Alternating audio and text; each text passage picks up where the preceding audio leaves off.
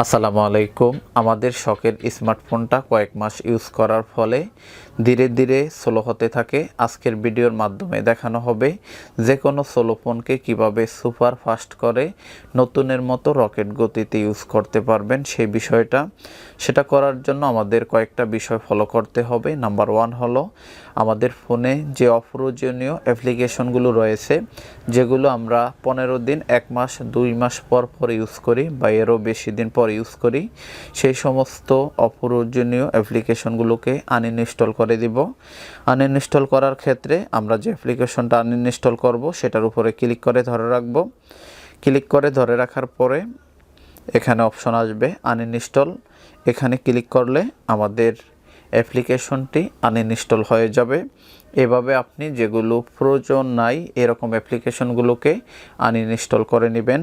Number 2, আমরা যেই YouTube, Facebook, Messenger, imo use করি সেগুলোতে বিভিন্ন সময় আমরা বিভিন্ন ডেটাগুলো আদান প্রদান করার মাধ্যমে বা শেয়ার বা ডাউনলোড করার মাধ্যমে আমাদের ফোনের অনেক অংশ জায়গা তারা কিন্তু স্টোরেজ করে রেখেছে। সেক্ষেত্রে আপনি চাইলে এই ফেসবুক, মেসেঞ্জার, ইমো, তারপরে হোয়াটসঅ্যাপ এগুলোকে আপনারা ডেটাগুলোকে ক্লিয়ার করে নিতে পারেন। এতে করে আপনাদের অ্যাপ্লিকেশনগুলো আরও বেশি রান হবে, আরও বেশি সুপার ফাস্টভাবে আপনারা ইউজ করতে পারবেন। সেটা করার জন্য আপনারা আপনাদের ফোন থেকে সরাসরি চলে যাবেন সেটিংসে। আমরা আমাদের ফোন থেকে সেটিংসে চলে আসলাম। সেটিংসে চলে আসার পরে এখানে যেই সার্চ বার আছে এখানে লিখবেন অ্যাপস লিখার পরে একটু নিচে দেখবেন অ্যাপস ইনফো বা শুধু অ্যাপস বা অ্যাপস ম্যানেজমেন্ট বা অ্যাপস ম্যানেজার, যেটাই থাকুক না কেন সেটার উপরে ক্লিক করবেন। সেটার উপরে ক্লিক করার পরে আপনাদের ফোনের সবগুলো অ্যাপ্লিকেশন এখানে শো করবে। এর মধ্যে থেকে যেগুলো বড় বড় অ্যাপ্লিকেশন সেগুলোতে ক্লিক করে আপনারা ডেটাগুলো ক্লিয়ার করে নেবেন। সেক্ষেত্রে আমরা যদি ফেসবুকের উপরে ক্লিক করার পরে একটু নিচে দেখবেন স্টোরেজ নামে একটি অপশন রয়েছে। স্টোরেজের উপরে ক্লিক করার পরে আপনারা দেখতে পাবেন এখানে টোটালে হলো 174 এমবি, কিন্তু এখানে আমাদের ডেটা টোটালি নিয়েছে 726 এমবি। অর্থাৎ বাকি ডেটাগুলো তারা আমরা যে বিভিন্ন তথ্যগুলো শেয়ার করেছি বা বিভিন্ন কিছু ডাউনলোড করেছি টোটালে জায়গাগুলো দখল করে রেখেছে।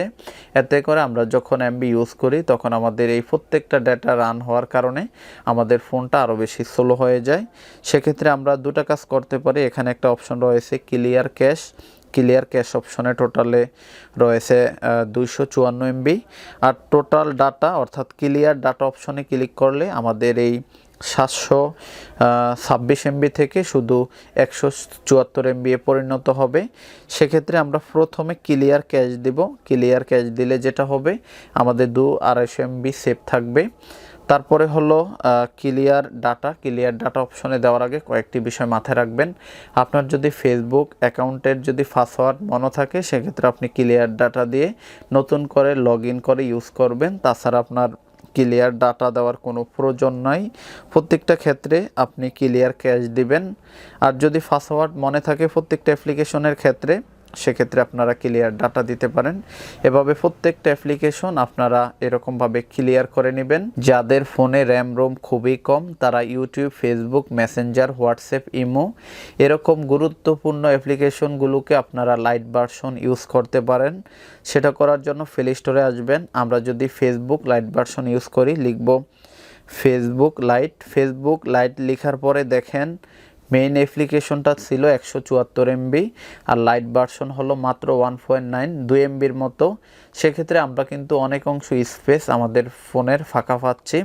সেক্ষেত্রে Messenger Lite, Imo Lite, WhatsApp Lite, YouTube Go এরকমভাবে প্রতিটা লাইট ভার্সন আপনারা ইউজ করলে আপনাদের ফোনগুলো আরও বেশি সুপার ফাস্ট কাজ করবে বলে আমরা আশা করতে পারি।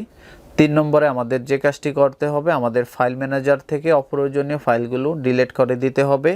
সেটা করার জন্য আমরা ফাইল ম্যানেজারে ক্লিক করার পর এখানে ইমেজ, ভিডিও, অডিও, ডকুমেন্টস, তারপরে ডাউনলোড এপিকে ফাইল। সেক্ষেত্রে আমরা ইমেজে ক্লিক করলে এখানে আমাদের ফোনে যেই ইমেজগুলো রয়েছে অর্থাৎ ছবিগুলো রয়েছে এগুলোর মধ্যে যেগুলো অপ্রয়োজনীয় সেগুলো ডিলিট করে দিব। তারপরে ভিডিওতে ক্লিক করে ডিলিট করব। এভাবে প্রতিটা অপশনে ক্লিক করে আপনারা আপনাদের যেগুলো অপ্রয়োজনীয় ফাইল সেগুলো ডিলিট করে দিবেন। আর নিচে থেকে রিসাইকেল বিন থাকলে সেখান থেকেও ডিলিট করে দিবেন। এক কথায় আপনি যথাসম্ভব চেষ্টা করবেন আপনার ফোনের মেমোরিটা খালি রাখার জন্য। যত জিবি আপনার ফোন মেমোরিটা হোক না কেন অর্ধেক জায়গা খালি রাখার চেষ্টা করবেন। পাশাপাশি চেষ্টা করবেন একটা এক্সটার্নাল মেমোরি ইউজ করার জন্য, যেই মেমোরিতে আপনার ডেটাগুলো রাখতে পারেন।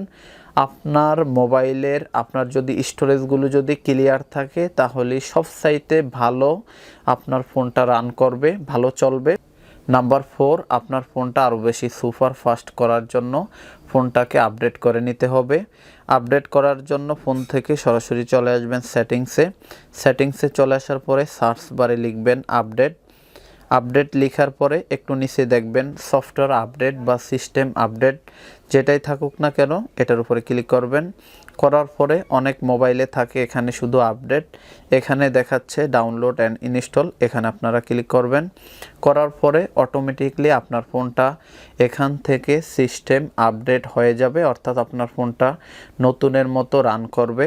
পাশাপাশি আপনি আপনার ফোনের অ্যাপ্লিকেশনগুলোকেও আপডেট করে নিতে পারেন।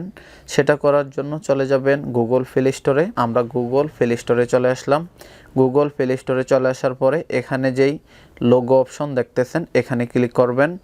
করার পরে এখানে যেই দেখতেছেন ম্যানেজ অ্যাপস অ্যান্ড ডিভাইস, এখানে আপনারা ক্লিক করবেন। করার পরে 2 নম্বরে দেখবেন আপডেট অ্যাভেলেবেল সি ডিটেলস, এখানে আপনারা ক্লিক করলে যে অ্যাপ্লিকেশনগুলো আপডেট করার দরকার হবে সেগুলো এখানে দেখতে পাবেন। অর্থাৎ যখন একটা অ্যাপ্লিকেশন তৈরি হয় তখন অ্যাপ্লিকেশনের মধ্যে বিভিন্ন রকম ভুল ত্রুটি থাকে, পরবর্তীতে আপডেট মানে নতুন করে তৈরি করা হয়, সেক্ষেত্রে মানে নতুন ভার্সনগুলো তার মধ্যে অ্যাড করা হয়। সেগুলো উপভোগ করার জন্যই কিন্তু আমাদের প্রত্যেকটা অ্যাপস আপডেট করার প্রয়োজন।